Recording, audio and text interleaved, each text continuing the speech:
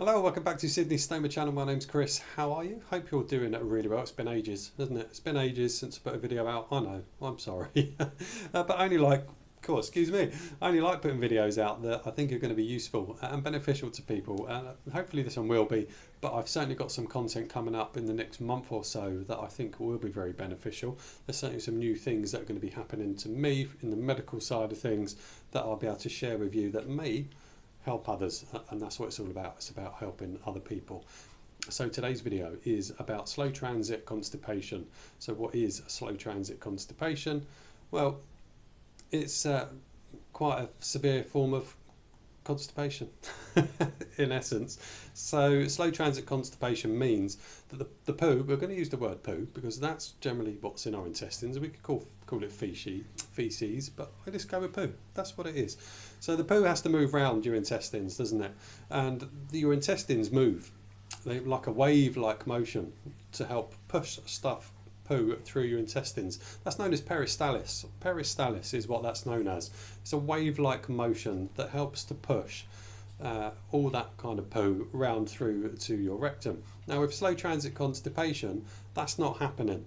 That is what is with normal constipation, that peristalsis still happens, but with slow transit constipation, the peristalsis seems to be very, very slow or practically stops, which it almost has in my case. So I've got a colostomy and I can have the same bag on for a week.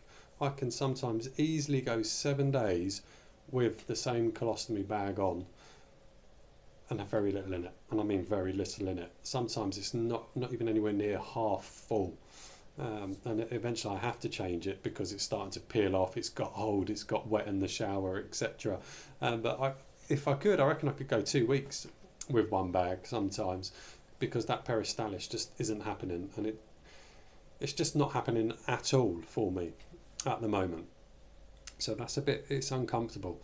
So what the side effects of that? The side effects of that is bloating, your intestines are swelling because they're just full of it, and they're starting to push outwards and upwards, so they start pushing other organs, which becomes very uncomfortable.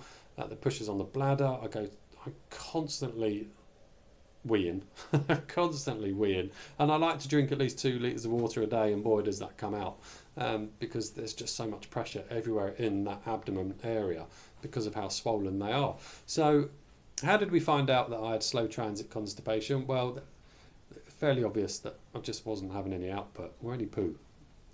But then I did a test called a colon transit study test, where you have to take a number of capsules over 3 or 4 days, and they leave markers in your intestines, and then they do an x-ray on about the 4th or 5th day, and that determines what speed your intestines are moving at.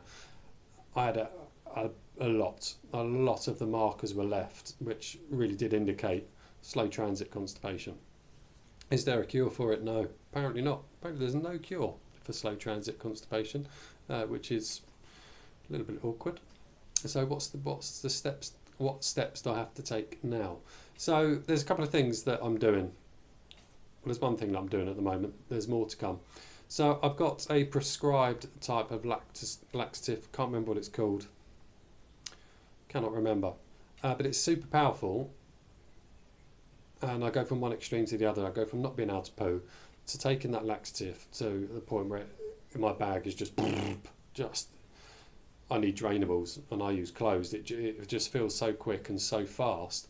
Then it was worrying me because I was thinking, this is stripping out everything. So any good bacteria I might have had in there, I felt like that laxative was just flushing everything out completely. So we've had to look at that, because that's now gone the other extreme where it's pushing out too much. So we're having to look at a smaller dose. I've also got to take a phosphorus enema. I need to go and collect that from the pharmacy.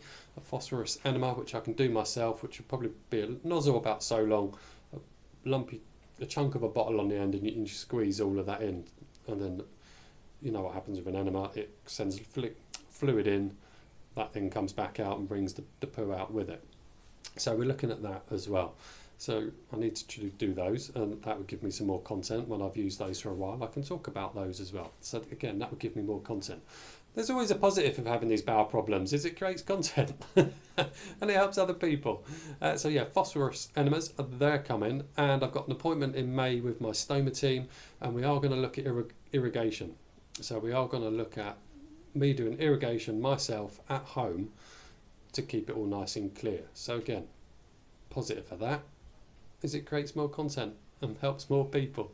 So yeah, there you go. So that pretty much is the video really. So yeah, slow transit constipation, it just means peristalsis isn't happening. The peristalsis is run, if you like, by the nervous system. The nervous system runs peristalsis, so for whatever reason that part of the nervous system is not working properly, and it's never going to, apparently. Strange. So yeah, so that's what it is. It's the peristalsis. It's that wave-like movement that your intestines do to push everything around. So it's like they're having contractions really. They're kind of just pushing everything through. That doesn't happen. That's slow transit constipation, not to be confused with normal constipation. And there's things that we're doing to help move things along, as I've discussed, which is going to give you more content. But yeah, slow transit constipation, it's painful, it's really not pleasant. Stomach always hurts, constantly hurts. It's not the most outrageous pain, sometimes it is, and that's what sends me back to the emergency room when they then have to try and get some of the poo out. It can get really, really painful and really, really bad.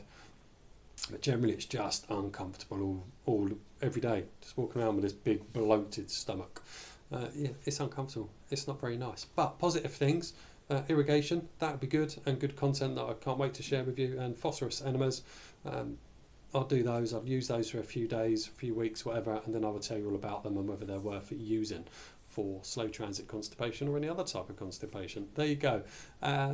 Yeah, I think I've covered it all. I'm just repeating myself. I'm all done. Thank you very much for watching. I will see you all very, very soon on another video on Sydney stoma. Thank you very much. Take care. Bye now.